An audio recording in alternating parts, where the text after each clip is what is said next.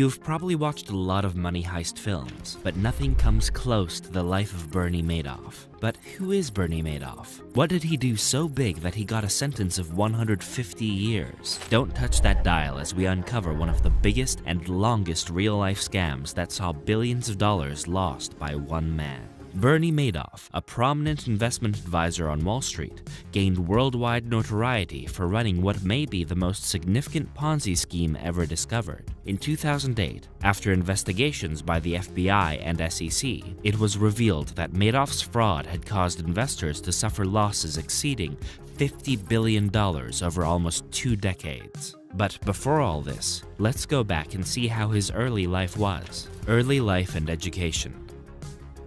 Bernie Madoff was born to Ralph and Sylvia Madoff on April 29, 1938, in Brooklyn, New York. Bernie graduated from Hofstra University with a bachelor's degree in political science in 1960 and briefly attended Brooklyn Law School. Bernie married his high school sweetheart, Ruth Alpern, while in college, and they later founded Bernard L. Madoff Investment Securities LLC in 1960.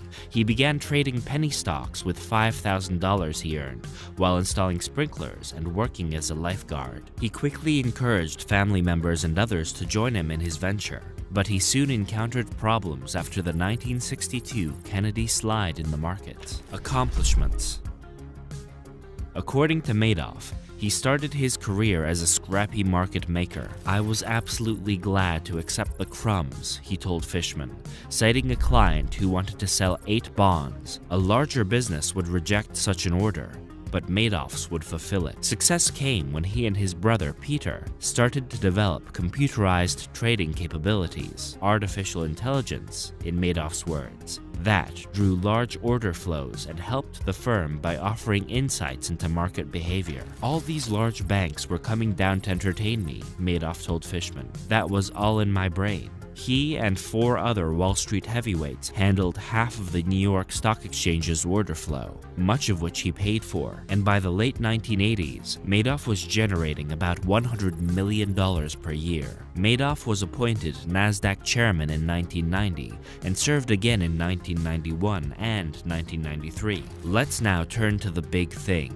the scheme.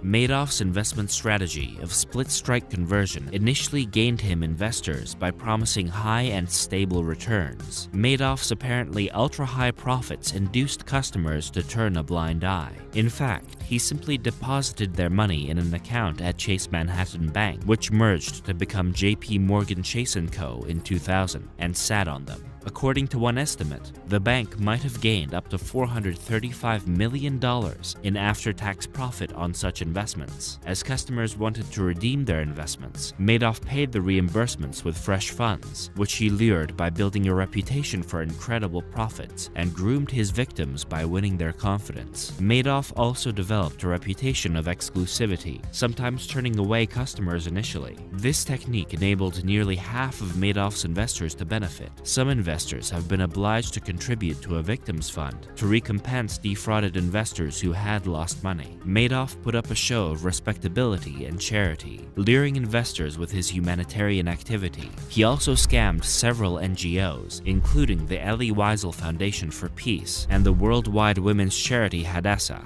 He approached worshippers using his acquaintance with J. Ezra Merkin, an officer at Manhattan's Fifth Avenue Synagogue. According to different reports, Madoff defrauded its members of $2.4 billion.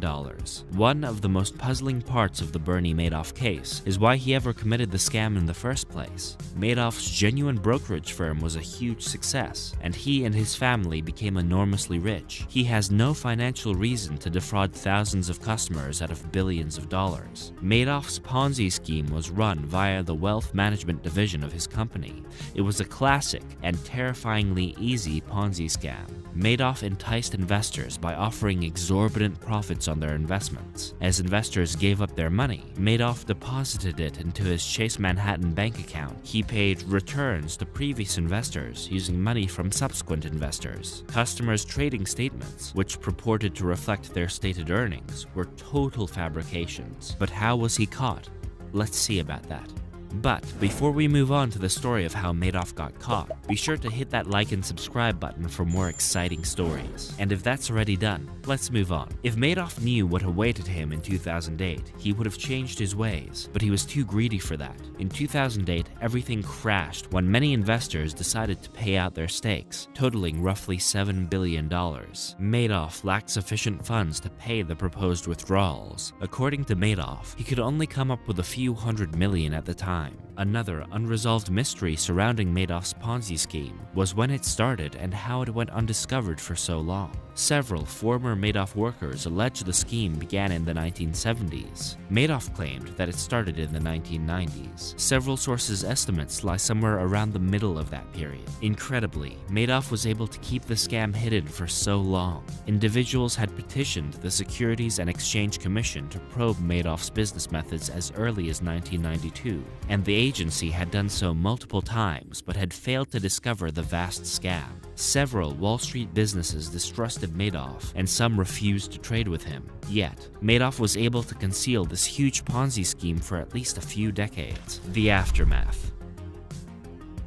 Finally, Bernie Madoff was caught in 2008 and sentenced to 150 years in prison in 2009. The US government eventually offered more than $700 million in compensation to defrauded Madoff investors, but this number paled in contrast to the billions upon billions of dollars that investors had already been scammed out of. Yet, it is true that some of Madoff's early investors were able to recoup their whole investment, plus a handsome reward. And that's the story of the evilest man in Wall Street history, Bernie Madoff. What would you do as a victim of Madoff? Let us know in the comment section below. See you in the next video. Peace.